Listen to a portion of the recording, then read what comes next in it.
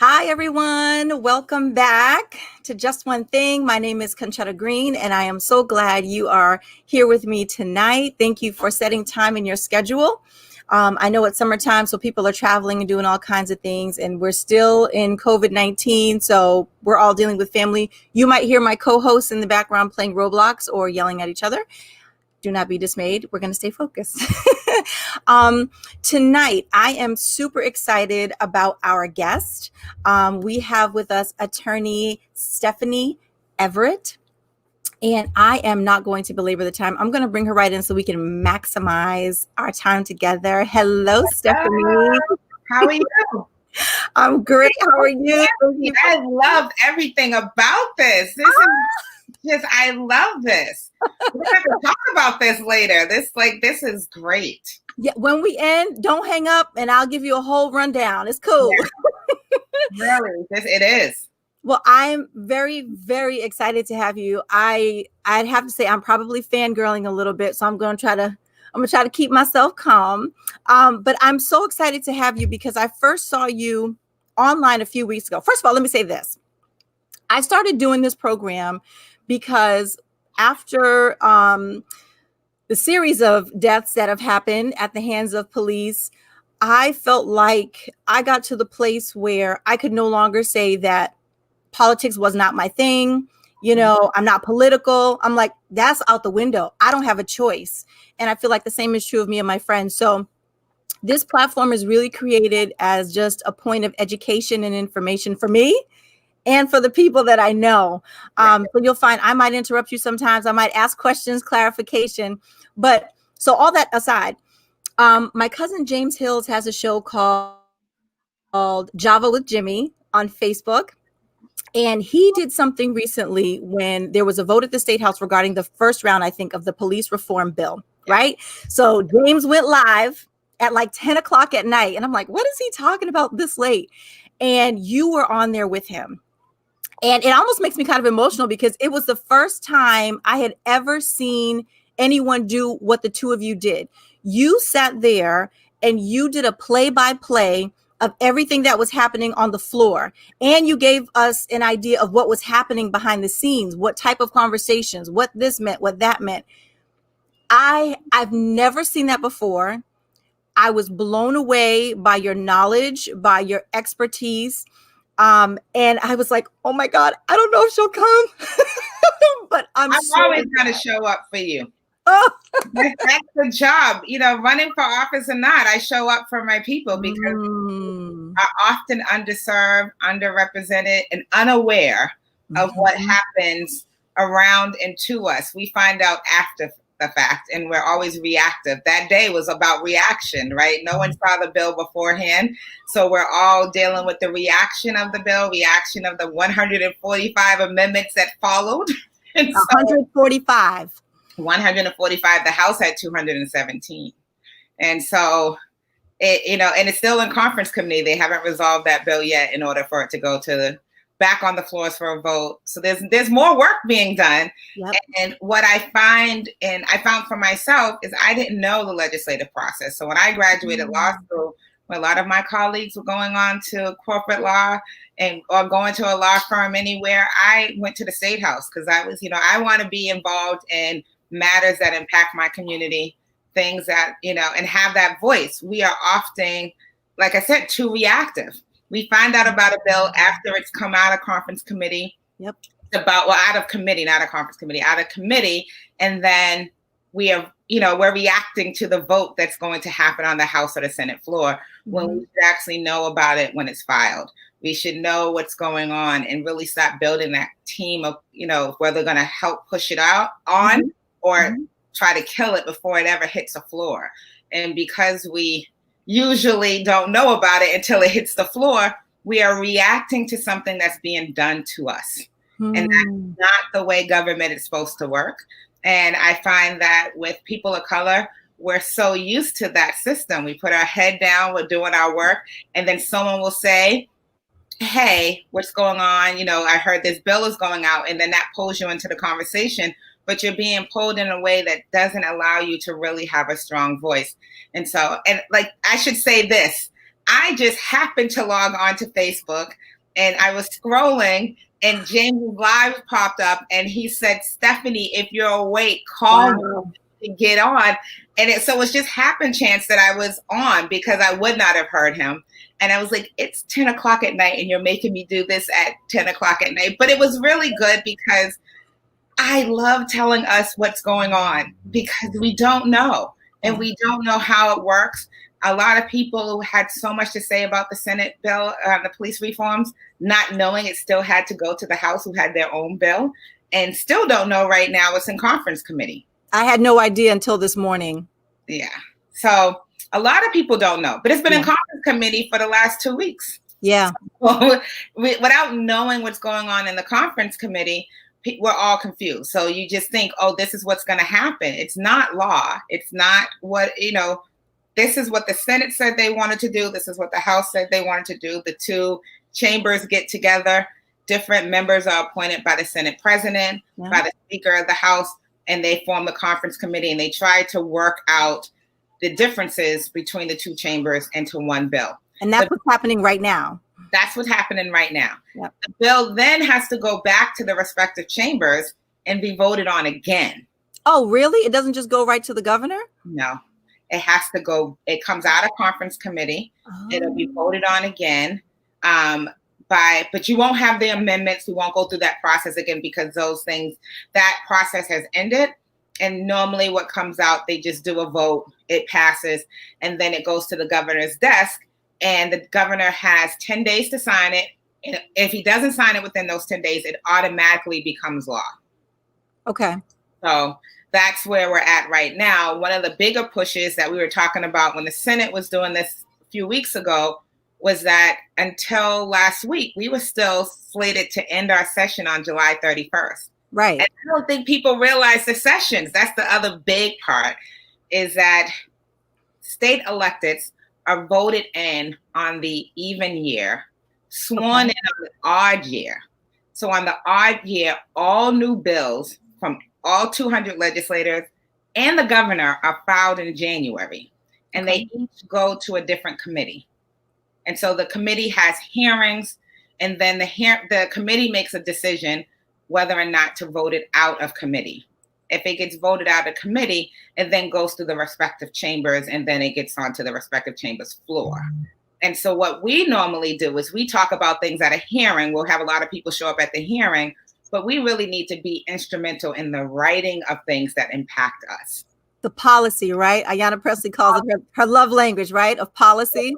It is policy. So when we have legislation that's pending in the end of January, you can see all the bills from every legislator. You can just go to malegislature.gov, and you can Google any keyword that you think impacts you: housing, substance abuse, COVID-19, racial, systematic racial issues.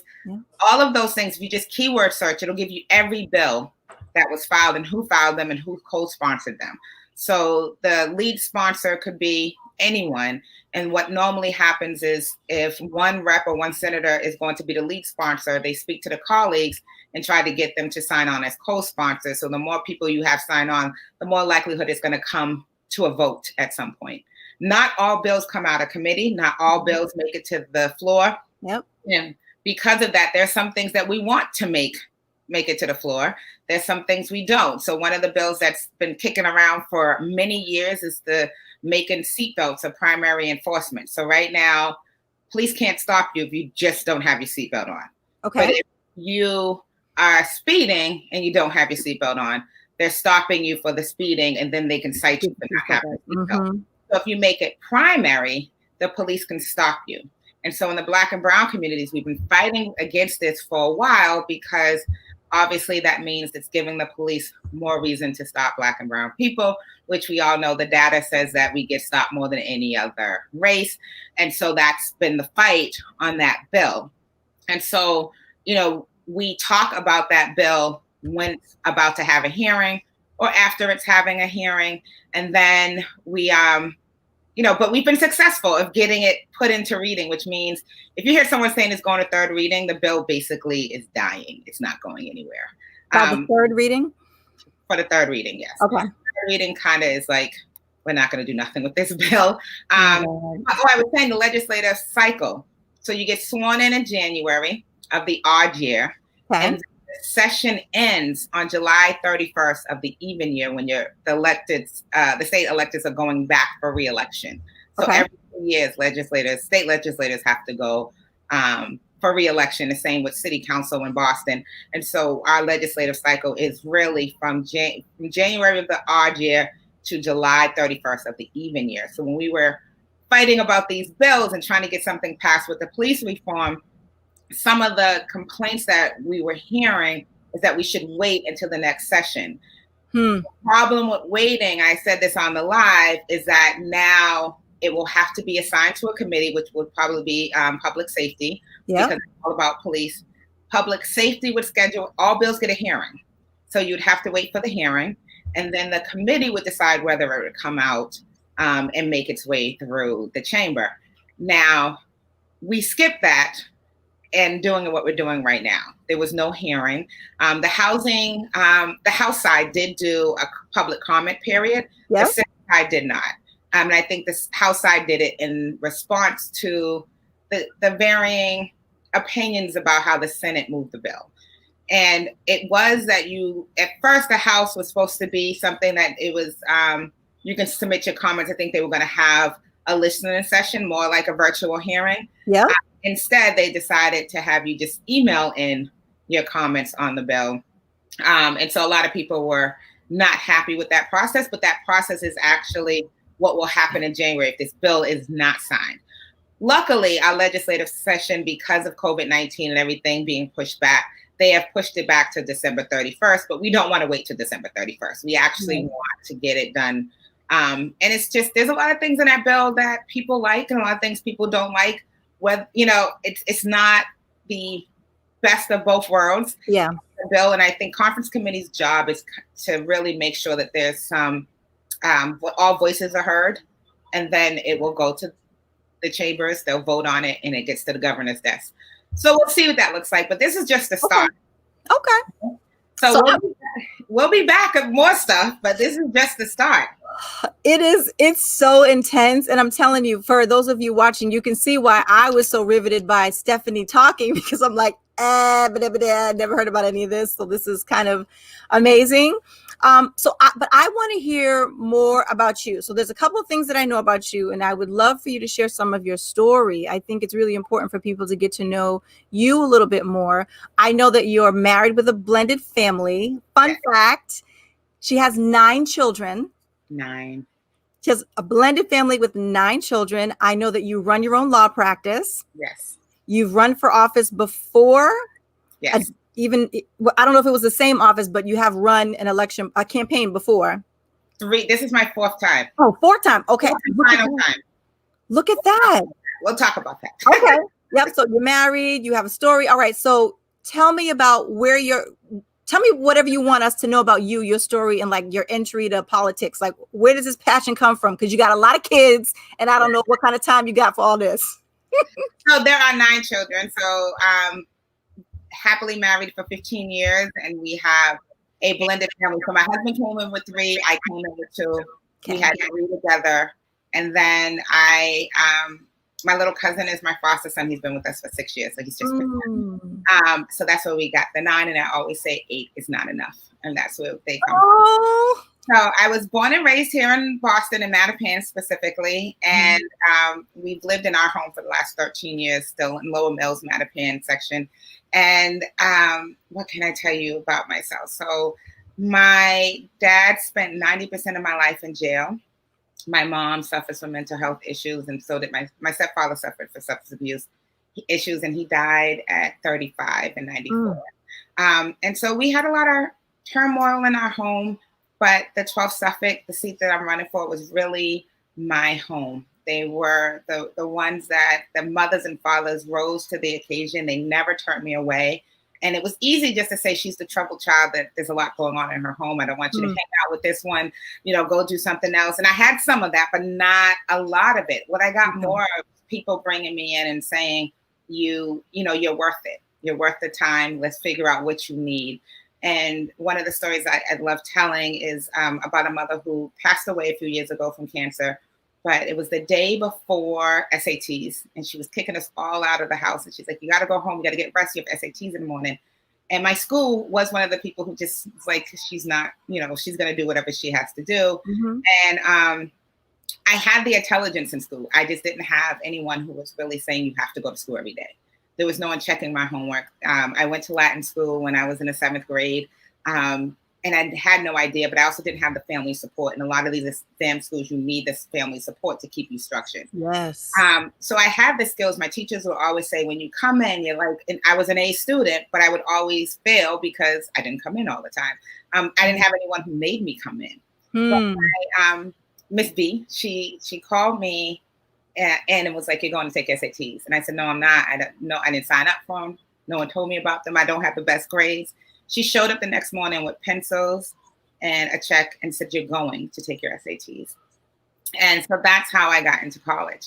Wow. I went to Morris Brown College in Atlanta. I stayed there for 1 year because HBCU? Yes, HBCU. I was pregnant come my second semester. I came home for spring break and ended up pregnant with my first child. So at 19, I had my first child. By 20, I was pregnant, homeless. And by 22, I was pregnant again. We were living in subsidized housing right outside the district in Hyde Park. And I knew I needed to do better. My daughter, I was 6 months pregnant. I knew I was having another girl. And I thought about everything that was poured into me from this community, just knowing that I could be greater than the situation I was coming from. And I've always, I don't know where I got it from. I think that when you're experiencing a lot of life's lows, you figure out how to think positive, because you have like two options at certain points. You can either continue down the path that stereotypes you say you should be. You're a teen mom, you live in subsidized housing, you're not going to really work, you're going to just be the bottom of the barrel because that's what the expectation is. Yeah. And I never wanted to be what anyone wanted me to be. I knew I was destined to do more. I'm a Cosby kid, so my era was watching the Huxtables grow up. Same. I always wanted to be an attorney because I can argue anything down. So I went to undergrad at Northeastern full-time at night, worked full-time during the day, did that also in law school, and had more children along the way. So I've given birth to 5 biological children. And so it was a struggle. But when I got out of law school, I wanted to give back to a community because I could have never passed. But wait a minute. How do you go from leaving college, having a young family, right, to law school? I always say, and I'm going to include you in this as well, I'm as good as the company I keep. Because my family had its own challenges, the company I kept, even though a lot of the things that brought me and my friends together is that we all had fathers and mothers that may or may not been married, but they were still actively involved in their children's lives. And so they didn't see barriers. They just saw, we have to figure out how do we go around these things. And I never wanted to be anything less than what I knew I could be. And I developed this motto a long time ago. It's the most that someone can say to you is no. Okay? That's the most that someone can say to you. It doesn't stop you. It doesn't prevent you. The most they can say is no, and you have to create a different avenue. My father was very abusive to my mom, and my kid's father and I went through some domestic violence, and I really wanted to break the cycle. I wanted to be better than what was shown to me because my daughters needed to see something more. I remember being young and praying for friends.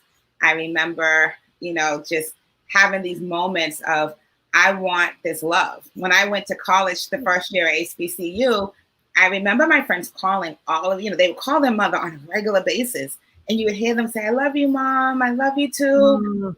And one day I called my mom and I was like, I wanted to do the same thing. So I said, "I love you, Mom." And she was like, "Why are you saying that to me?" And it was so hard, right? but that's her mental illness. It's not, it's not purposeful, right? She was just unavailable in that sense. Yeah. So when I had my daughters, I wanted to do different. I wanted them to know that they are loved. It wouldn't be a question. I never wanted my daughters to feel what I was feeling. And, just when my brother and I were younger, we used to think that Mr. T was my dad because he was so absent. And my dad was dark skinned, we knew he was bald somewhere. We just didn't know where. So we figured we have to, kids, when they say they're resilient, we are. We also create fantasies. So in our minds, the 18 was a real life. Yes. And that my dad was just not around because he's too busy saving the rest of the world, right? So I had to come up with a reason for his absence. And so when I got older, of course, I know now that's not the truth. But one of the things that I'm blessed for is that my kid's father and I, we were young. We went through a lot because we were young, but we learned how to co-parent. And then I get with someone who already has his own small family created as well. And we all had to learn how to blend. 3 mothers, 2 fathers. How do we blend? Lord. Yes. But we had to put our children first. That's what it came out to. So of all of our 9 children, only 1 hasn't lived in our home. And the rest of them all have lived here. We have nurtured and loved on all of them. If we bought one pair of jeans, we bought the other one a pair of jeans. Right. And so 3 of them are in Georgia right now. They're not blood sisters and brothers, but you can never tell them they're not sister and brother. They don't do half, they don't do step. That's my brother, that's my sister, because we made sure that we blended them in a real good way. Yeah. So when I chose my mate, right? So it took a year for me to bring my kids to my boyfriend's house, now husband, because I wanted really to make sure that I was breaking the cycle.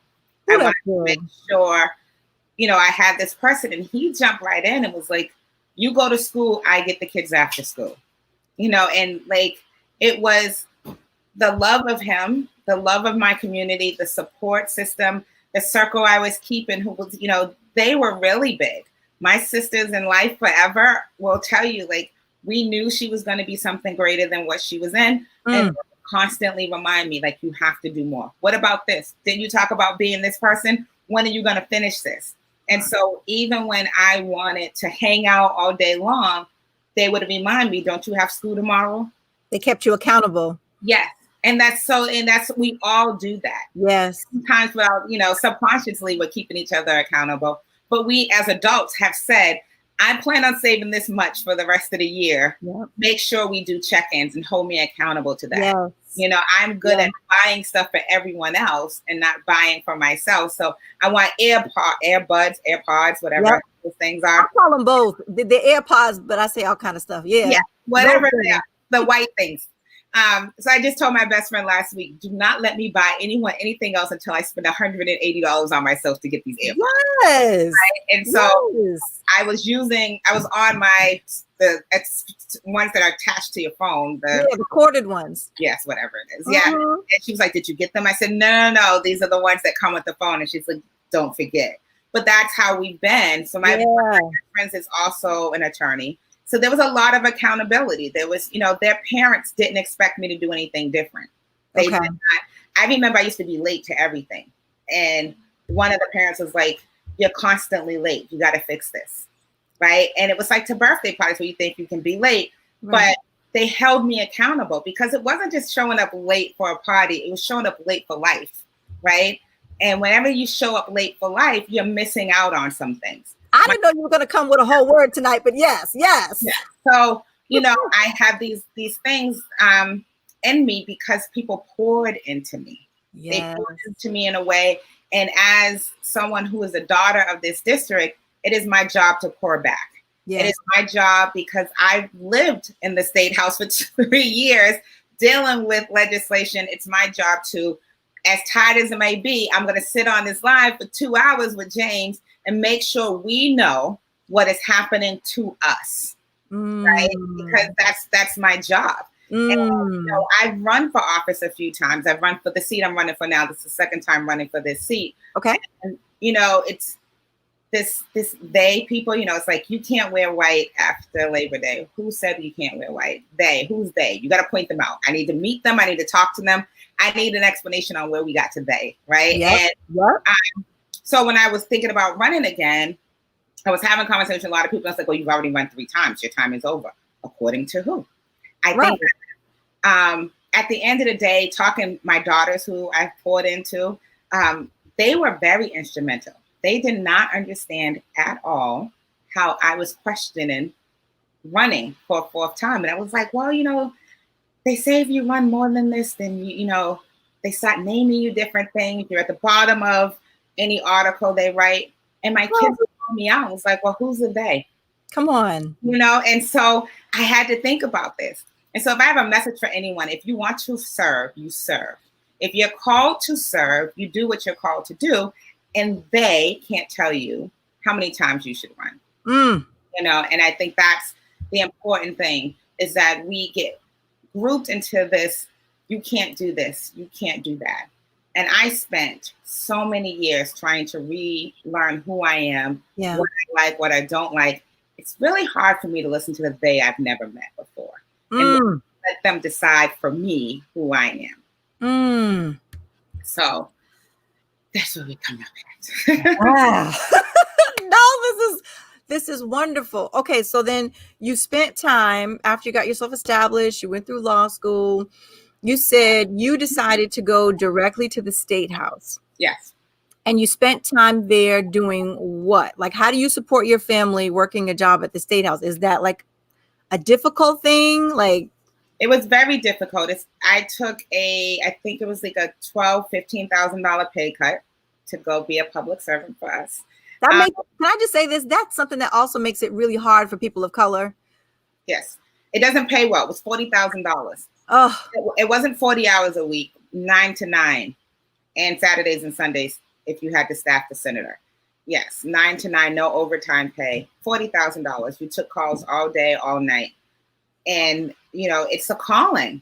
Wow. It's the things that I would go. The only time I felt comfortable going to sleep is when I know that my checklist of people I needed to serve were actually answered, people who were in the most need. Actually were connected someplace and having relationships in the State House. So I was the deputy chief of staff. I came in as the director of constituent services. Okay. But then by the time I left, I was deputy chief of staff. I wrote policy, advocated with different groups to bring them in to support policy that we were pushing in the State House. Built the collaboration of different teams and different community members to make sure that we never left the table and our voice never left the table, and people in the community felt that. Yeah. And so I did that until 2010, and that was the first time I ran. 2011, I ran. I had my 5th baby at the State House. So my 5th baby came in at the State House, and it was not that difficult. It was like sometimes it could be a little crazy, but when they're younger, they don't miss you as much at night as you think. My husband was happily pass me the baby as soon as I walked in the door. And then you set realistic limits. It's like, I can't be out Monday through Friday, 9 to 9, but I can be out these 3 days, and just having a lot of community support. And we have different generations of children. So there's 9 children. They're not 9 underneath 9. Their ages are 7 to 31. So there was enough that the older ones could help with the little ones. They had after school stuff that they could do. So there was a lot of movement. You made it work. Yeah, but they were very happy when Mommy gave up that part. But then I went and became chief of staff for the Department of Transitional Assistance. And what does that mean when you're chief of staff at DTA? Second in command. So there's a commissioner, then chief of staff. Wow. And so I sat at a table. When I talk about being a voice and sitting at a table, yes, I was the only one who was on services before. None of the other people had ever been on food stamps, had ever been on welfare, had never used their services for homelessness, right? So every aspect of DTA I had tapped into, either as all of them as a parent, but I also experienced it as a child with my mother. So I am the child who had, the era where we had the coupon food stamps. Yes. Which we tried to roll it up and slide it to the cashier so no one would know. Hide it, yeah. Try to get the lowest bill so that you can actually get real money back so your friends wouldn't know that you just gave someone a $10 or $5 food stamp coupon. And so being able to talk about how we really utilize that service was very important. Yes. And I was also, it was during the time when I came in, I feel like when I came into the State House, it was during the Great Recession. When I go over to DTA, it's during the war, welfare reform, and the war on low income and Black and brown people about how we should eat, how we should use our funds, saying that we should have a picture on the card, not recognizing that most of the people who are on, food stamps, which is a federal program that's administered by the state, are actually elderly and disabled. So a lot of them actually don't go to the grocery store. It's someone else that goes to the grocery store. So if you put for them, how in the world are they supposed to get their food? There was a lot of that, and we don't want you to buy sugary foods with this. So now you're going to tell us our diet. So it just became this war, and having to be able to tell members of my team, how do you fight back against this? And going up to the State House, now going up as an advocate for a state agency, saying this doesn't work and this is why it does not work. Because this is realistically how this system, really works for a user. An end user is different than someone who's creating policy. And so that's why it's important for us to be in these roles, right? And so since then, in 2013, I opened up my own law firm. So I still do public servant work where I am a bar advocate, which means that I am a consultant of the state and I get a contractor of the state. Cases for those who cannot afford an attorney, I get assigned. So criminal cases and also care and protection, which are DCF cases when a child is removed from the home, the child and the parents also get an attorney. They each get their own attorney. Okay. So I get appointed to those cases as well as the criminal law courts. And I also do real estate on the side. Real estate pays the bills, but my love goes to really criminal law and care and protection. For people. Yeah. So, I can't get rid of that side of the public servant in me, right? There are a lot of people. I do Norfolk County. I do not take cases in Suffolk County, mainly because there's not a lot of us in Norfolk County.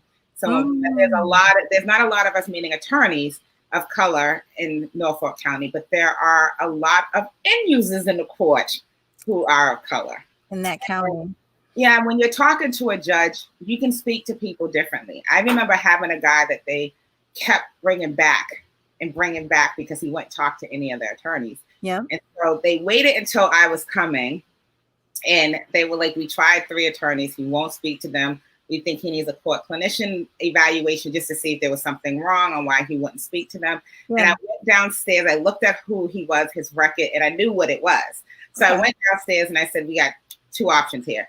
Either we're going to talk or they're going to have you evaluated and you can figure out your criminal case on your own. He's like, no, I'll deal with you. But he was a person of color and he wanted someone who could tell his story for him. And so he was willing to get a court evaluation just so that he could get to a point where hopefully there was going to be someone of color who can come. And I got his case dismissed. He was a case that involved him fighting another inmate. He was serving time on something else. Yeah.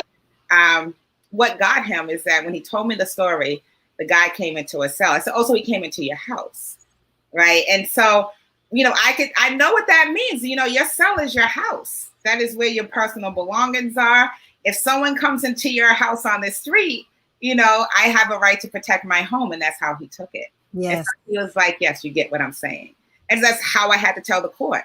It's the same thing. This is their personal quarters. They're responsible for caring for this quarters. They have to make this bed. They have to keep it neat.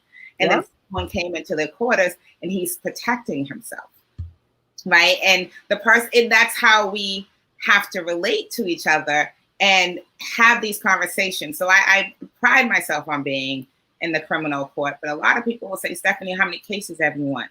No idea. I don't think I win cases. When you have someone who's in a criminal court system, they may have lost their children. They may have lost their house, their job. I may have taken one of the monkeys off their back, but I absolutely don't feel like my clients won anything. And I spend so much time still being a public servant, telling them who they can talk to about staying in their home if they're living in public housing. Yes. So there's a lot of things that I try to do to make it so that people do feel like they have some form of representation. I see this representation matters at all levels. It does. Yep. And so I want to make sure that we are at all levels. And so, you know, that me talking about legislation process, me talking about the, you know, the courtroom process, there is, you know, some overlapping because the end users are not the same as those who are creating policy. Right, right.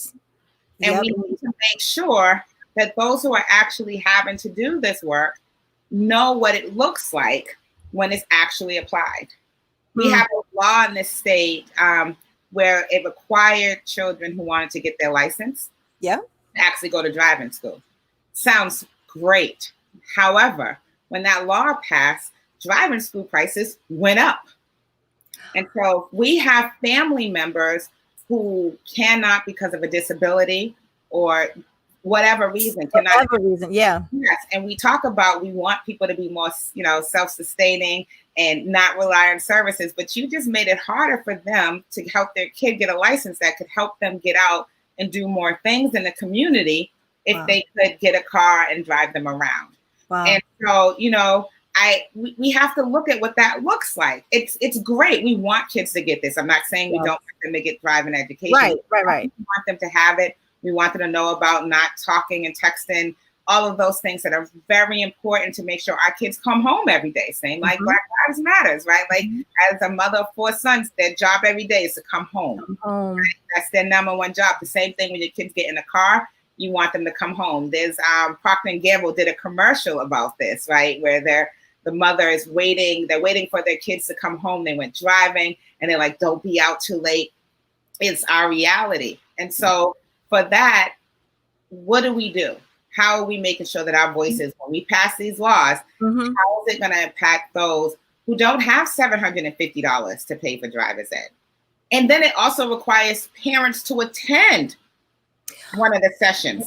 See, my kids are little. I didn't realize that part. Really? Oh, yes. So if you do the driver's ed to get the license early, 16 and a half, I think it is, you as a parent also have to attend this class. Wow. And if you are a parent who is working different shifts, you're a single parent, how do you attend this class? Right. And so there's a lot of things. And you don't also want to have your kid ostracized. If everyone is going through the driver's ed program, you want your kid to participate. And you don't want your kid to feel like, well, I'm sorry. Because I've been there. My friends have gotten married. Everyone else's mother is there. My mother's not at these weddings. Yeah. My mother's not at these celebrations, right? So I know that feeling. And so when I think about things, I definitely think about myself and others like me. Yes. And know that if I had to wait on my mother, I would never. If I had to wait on my mother for undergrad, I would never.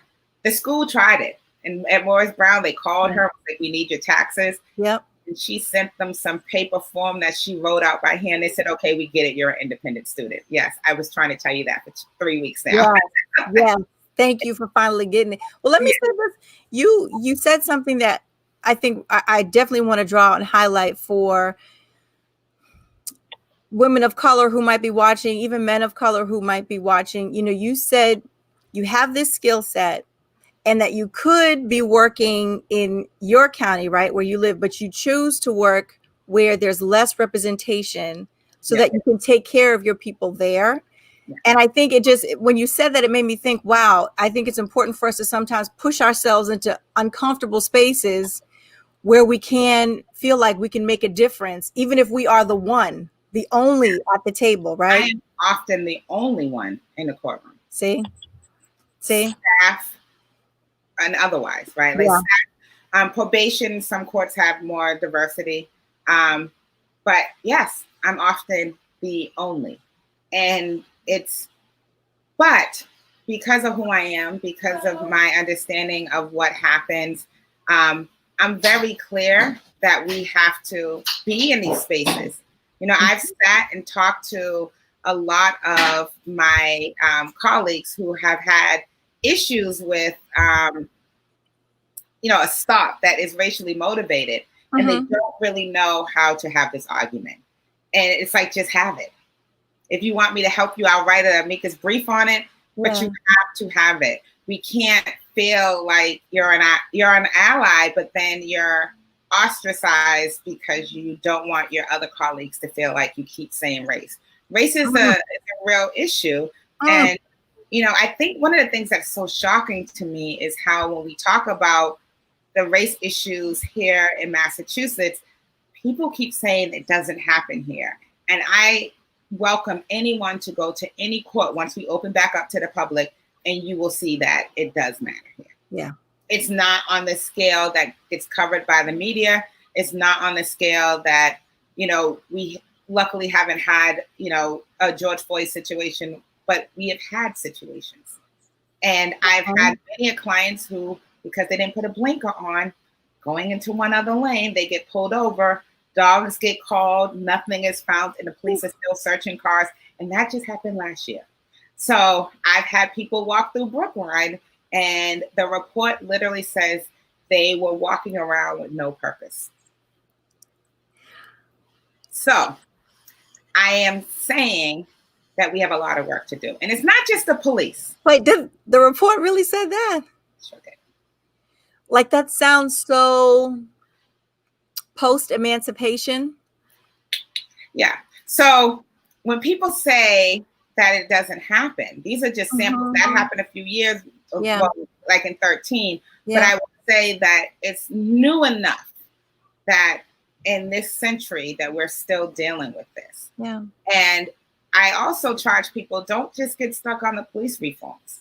I told someone earlier that systematic racism is just that, systematic. If we only address one portion without addressing the underlying cause on how this happened, then we're really not addressing the problem. These reforms is just one thing. But if we're not at the same time addressing representation in the boardroom, representation in cabinet level, representation in our electeds, then we're not really addressing the issue. Yes. Right? So we have to know that there's a lot of different layers to this. This is just one layer.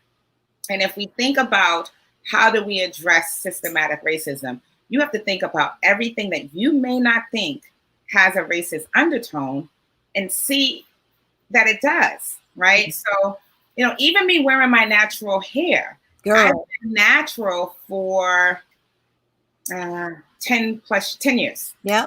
And I was still straighten it. I stopped relaxing it, but I was straightening it because it's acceptable. Yes. Right. I've had, you know, people say 10 years ago when I would like wear it like this, if you ever look on my Facebook page, you'll see me wear it different ways.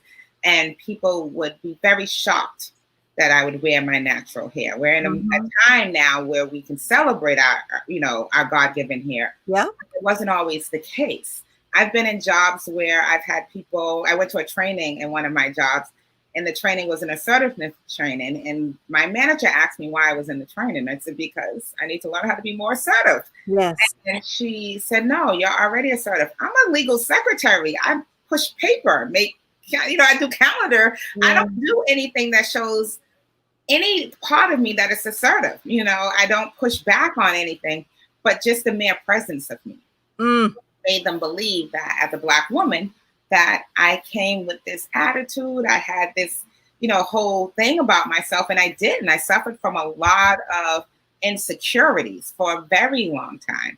And so when I shaved my hair off on the sides, I had a little hair 2 years ago, and I didn't, people were like, why would you do that? Because it's my hair, right? And I was uncomfortable. I remember when I went to court for the first time, and I had worn my hair out. I cut it close to my birthday, and I always take time off. I went back to court, and I just people had already gotten over the shock. And I didn't realize until I walked into the courthouse that no one in the courthouse had saw it. And so people were shocked. Why would you cut off all your hair? Because it's hair, right? But I had this, oh my God. Yeah. Now, like, I'm not only like the only Black attorney sitting in here. I am like the pro-Black attorney sitting. Yeah. It's a little bit of a spectacle now. I literally had people who needed appointed counsel decide not to accept counsel. And so it was a lot, but I had to learn to embrace it. And I will tell people, it took me a long time. I think a lot of people are like, when you say, the fangirl, I'm like, you have no idea where it took to get here. But I know what it took to get here. I know how many tears I cried. I know how many fights I had to go through and hurdles I, had to move out my way. But I'm here, and this is who I am. And I wore a shirt last week that said, be you, they'll adjust. Come and on. That's literally who I am. It's like, you're going to have to adjust to this, because it took a very long time to get to a place where I would wear my hair natural. It took me a very long time to even show my shoulders and my arms. As more children I was having, as older as I was getting, weight's not coming off like it used to. So I'm like, let me cover this up. And I had to get to a place where this is who I am. I don't want to be sweating because it's making someone comfortable. Yeah. So I would tell people, I refuse to be uncomfortable to make you comfortable. Right? And I think if more of us thought about that. So I always tell people, you think about a box and you put all of who you are into this box. Yep. A lot of times people will take their box and try to squeeze it into your box. Or you'll try to help them squeeze it into your box. Only thing that happens is your box busts open and their box is still intact, right? So I don't need your box on top of my box. I need your box next to me. We can support each other. I can pour from my box. You can pour from yours. Right next to each other, front, back, side. I have you covered, but you can't get in my box. Come on. Take from me, and I have a busted box and you're still whole. And that's what we do normally, especially women. We will let you pour your whole world into our box and we're overflowing and your box is now perfectly fine and you move on. And right? Yeah, and we're left dealing with, how do we put this back together? That's so right. As I got older, I learned how to protect myself more. Like, I'm going to support you, but your box is going to be here. Come on, and boundaries. Yes, we're going to be side by side. And so I really can't be uncomfortable to make you comfortable. And if you think about that, right, I just can't be. Mm-hmm. And the moment that I feel like you're making me choose between my comfort and yours, I have to choose me. And we have to stop feeling guilty about choosing ourselves, right? A lot of times people want us to feel guilty and you can't, because your self-health, your self-preservation of your mental stability, what you can carry, you have to hold on to that, because someone will shove that box right down your box. Yes. All right. So look. Go on. Y'all see why I want to have her on here? You're amazing. I love it. And I love what you said about how what it took for you to get where you are. It's very easy for us to see people in the moment and say, oh my God, I could never get there. That's so, incredible. I could never. But you don't know the story. You don't know what it took to get there for all of us. So I know I want to be respectful of time. It's 7:17. I want to make sure we get to a couple of things about your campaign. I just find it super interesting. So tell me, you are running to represent the 12th Suffolk District. What towns does that cover? Or it's which parts of different neighborhoods. So it's parts of Mattapan, parts of Dorchester, parts of Hyde Park, and parts of Milton. Okay. So we go ahead. A few districts few neighborhoods inside of one. About how many people, do you know? It's 60 people, 60,000 people, but not all of those vote. So we have to get more people to engage in voting. I'm hoping that with the mail-in ballots that we do get more people engaged. Yes. If you have not done your mail-in ballot, please do your mail-in ballots. If you plan on going into your local poll, you can still do that. But I was just told yesterday a little tidbit about this, because I actually sent out for mail-in ballots. Not that I don't plan on voting at my poll, but we just don't know with COVID-19. Things just changed. The governor just stepped us back about how we gather. So I wanted to make sure that, if we went back into like phase 1 or phase 2, that I did not lose my voice. Voting is your voice, right? That's your first voice. And I didn't want to lose that voice. But I was told yesterday at an event that if you requested that when you go to your voting poll, you'll have like a code next to your name, and they'll have to check with for the city of Boston. They'll check with them to make sure you didn't mail in your ballot, so that you're not voting twice. Okay. So be patient if you did what I did, because I know now I'm going to have to be patient because they have to make the phone calls. And, but make sure that you vote. Early voting starts on the 24th, 3rd, I believe, of August. 22nd. Hold on. So there's early voting, and then there's mail-in ballots, right? So early voting is a weekend, I believe. Let me just double check that. I don't want to give out wrong information. We want to make sure that we know where we're going. And so I should also say, while I'm waiting for this to load up, yeah, if you are voting early, you do not have to vote in your precinct and ward. You can go anywhere and vote early. Oh, wait, what? Really? Yeah, so if you happen to be in Hyde Park and you live in Dorchester and you want to vote, you can go to the location in Hyde Park. That's good to know. Thank you. So voting early will start on Friday, August. You have until August 28th. Okay. Okay. Perfect. So you want to make sure that you go and you vote, and you if you live in the city of Boston, it does start on early voting starts Saturday, August 22nd, and it runs until August 28th. That's what I thought. And so you can go at the different locations and not in, it may not be in your regular voting location. That's why you can vote anywhere. So early voting, it's a convenience. So you have 6 full days that you can vote, and on a Saturday. It starts on a Saturday, which is really important because we do have families who work during the week and they can't make it out from the 7 to 8 time on September 1st. Now, for the people who live in the district that you are looking to represent, what makes you the best candidate? Because I'm told, or I think I saw online, there are 3 candidates of color, right? And then the person who was formerly holding the seat is not running for re-election. Correct. So tell me what makes you first of all, I'm excited that there are so many people of color running. Like, that's amazing. But what makes you the best? I want to say what's most amazing is that there are 3 people with 2 black women, 1 black male, and we're all attorneys. Right? Wow. I think that's important to celebrate, that we are all stepping up to serve in our community. And so I always say, some people say, why are you talking about them? Listen, one of us is going to be a state rep. 2 of us are going to be constituents and continue on being community activists and engaged in our community. So we want to make sure that we're always respectful of each other. And what I want to make sure that I'm respectful of everyone, because we are going to have to work together. Yeah.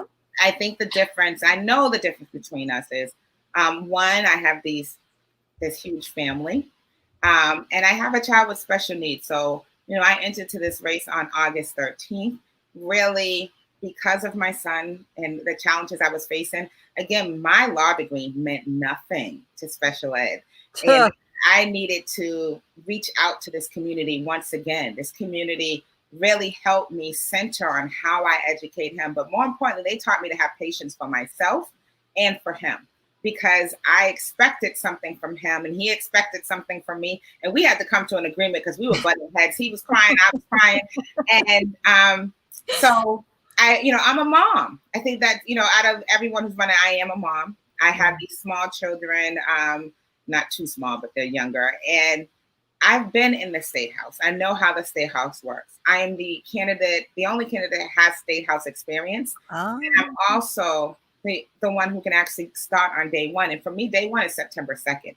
It's not January we get sworn in. Right. We have to start building these collaborations on day 1 of September 2nd. Yes. We have to make sure that when I say we have a voice, that we're bringing all of the district together and we're figuring out what are the things that we want to tackle this first session. What are our, top 20 things that we want to do, and narrow it down to the top 5. But we're going to file a bill for all these 20 things, but we're going to work as a group to get these 5 bills passed and these issues addressed, right? And those are the things that makes me different, is that I don't want a piece of the district. I don't want to represent some of the district. I want to represent all of us. Because we can't talk about equity and then decide we want to move people out. That's not how this works. If we are going to see real change, we're going to have these hard, uncomfortable conversations. We're going to have to put our differences on the table and let them sort their way out. As an attorney, I can tell you this is mediation. When you go in and you're trying to pull in people with different social, economic status, different genders, different sexualities, different races, cultures, That's going to be a lot of work. However, I'm willing to do the work. And I know that there are people in this district, a lot of people who want to see that work happen. They want us to become a strong fist and really fight for the things that make us a great district and makes the 12th such a great place to be. And for me, just being who I am, being available makes, and I think everything about me is just different. I am this daughter of this district. I did not come from a traditional household. In fact, I graduated from an alternative school program. Wow. So people think that, you have to go to high school and get straight A's and do all this stuff to be an attorney. My road was not that easy. I had to go through a lot in order to get here. So I went to school at Northeastern, but I had to take classes at night and then get accepted into the program. So I had to prove myself to be a candidate for a degree program. Wow. And when I first applied to law school, I did not get in. I had to apply again. And when I applied again, I actually asked for help. I sought out help and support so that I can actually study for the LSATs. And so, there's a lot of things that this community has to offer. And we just have to pull us together. And I think we can be an example for the entire state of how we work together, regardless of all these many differences. There's some things we have in common. Educating our kids with special needs, educating our children, protecting our homes, staying in our homes in the midst of a time where people are not working or they're underworking, right? Mm-hmm. We have to worry about how are we going to get back to work? What does that look like? How do we make sure we get back to work when we don't know where our kids are going to be next month? I can go to any part of this district. It doesn't matter what the gender or race of the families are. What they worry about is, how am I going to safely educate my children, keep a roof over my children's head, and actually go back to work? How do we do all of that at once? Community. Everything that we actually need, we have in our community. We just have to get to the point of being a community again. I love it. I love it. I love it. Thank you so much. Okay, so let me see. What else do I have? I want to make sure. Okay, so are there any key things? I saw a couple of things on your website about housing and economic development. What I love about you, though, is that you have experience with policy, right? Yes. So something with the housing and foreclosure. Yes. So during the Great Recession of 2009, started in 2008, I was one of the co-drafters of the foreclosure legislation that is currently law, as well as what we call the Bruce Bowling bill, which dealt with minority contracting and making sure that we really track where our money is going in our state. Yes. But the foreclosure bill, what that allowed is, during that time, we just had banks that was just kicking people out. Foreclosures were being accepted in the courts and people were getting kicked out. And if it was a multifamily home, tenants were also being kicked out without a process. So this bill, in a nutshell, created a 60-day right to cure for homeowners. So if they would receive notice from the bank that said that you're facing foreclosure, here are your options. Then we had modifications were a big thing. So it gave people 60 days to get through the process before a bank could actually go to the courts and file foreclosure documents. Okay. Right. So it's really like, it was a deep breath that homeowners could take as they were going through the process of modification. Yes. Before that, people were just going and getting kicked out because of not being able to pay their rent, because what we're going through right now, the economy was going through a lot of changes. People were without jobs and the employment rates were high. Same thing that we're going through now. And then the other part was tenants would get notice from these banks that would say, get out. This house doesn't belong to that landlord. But the tenant is actually underneath a lease, right? So there's a due process that we made sure that there had to be just cause. Okay. If someone moved in on January 1st and the landlord lost the house on March 1st, that tenant could stay in that home unless they didn't pay their rent or, destroyed the property, other things. So they had to have just cause to evict them. They could not just evict them, which banks did not like. I talked to banks. I had to fight with them because banks they're not in the business to be landlords. Right. Right. So now they have to be landlords, but we forced them to do that. And you know what? Those protections are going to be in place. So when the moratorium right now is scheduled to end on October 17th. Yeah. 45 days after that is when we say that the banks can start filing foreclosure proceedings, but it's actually, you get 60 days to cure it. So you're going to get a little bit more time because that law is still in existence. It's still there. Okay. Yes. So if you were already facing foreclosure proceedings prior to this, Yeah. and your time to cure has, may have lapsed already. Mm-hmm. But, those are the things that we need to work out in the bill. So there's a bill that's pending, filed by Rep. Honan, who is trying to get it to actually extend to March 2021. So that it gives people a lot more time to figure out what's going on, especially when we just lost the $600 benefit that a lot of families were relying on. Yes. And they're still fighting. Like, I don't have this benefit, but you have to, if I am a family member, if I'm someone who's supporting my family and my husband's out of work. Yes. And the one thing I think that we fail to say, and we should say this out loud, if there was a spouse who was a stay-at-home parent and their spouse died during COVID-19, we have a lot of families who are now single and they never planned on being single and they weren't coming out of the workforce. They were out of it because they had, with their spouse or significant other, made a decision to stay at home and parent their children. And, so they may have been able to tap into some of those benefits that we can't tap into right now. Wow. And so, that when people say, oh, it's $600, they didn't earn it, they're making more money sitting at home. They're not choosing to sit at home. Thank you. There's not a choice to be at home. Thank you. This is something that is being forced because businesses are not opening. Yep. We had our governor in our state step us back somewhat at how many people can gather. So what do you think that does for people who are ready for, phase 4 to happen when movie theaters are supposed to open up, amusement parks? We have a lot of people who rely on that. My daughter was working part-time at AMC, but they were full-time people working at AMC. Right. And so they haven't worked since March.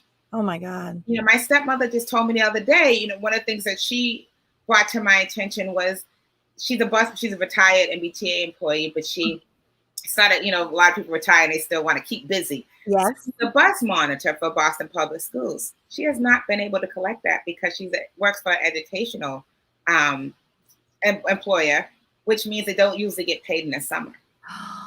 So they have not been able to get these. And school was still technically open. They have not been able to get this benefit. So they're waiting. Imagine how many people are waiting. Right. And now not only are they waiting, but you're now saying, for political reasons, we can't pass the next round of stimulus money we're going to give to you. And so you have to hold on tight. I want you to call all of your creditors and say, the government said I got to hold on tight. So you're going to hold on tight too. It's a very— It means nothing. That means nothing. A very hard place to be in. We have a lot of work to do. Yes. I want to thank you for allowing me to be on and talk so much and get everything. It's been great. But, I want to be a resource. If you ever have any questions, feel free to, call me. I think you have my cell phone and email and everything. So make sure that you call and check in. And, I'll jump on whenever you need me to jump on. Thank you, Stephanie. I so appreciate it. This is great. I'm here for you. So you let me know. You're now part of the circle. Whatever and whoever people think I am, it's all because of the people I keep in my circle. Oh, praise God. You're going to make me cry. Well, thank you. I want to thank everyone for watching tonight. Thank you again for your time. Please make time to visit Stephanie's website. Check out her platform. Reach out to her. And more than anything else, make sure you donate to her campaign.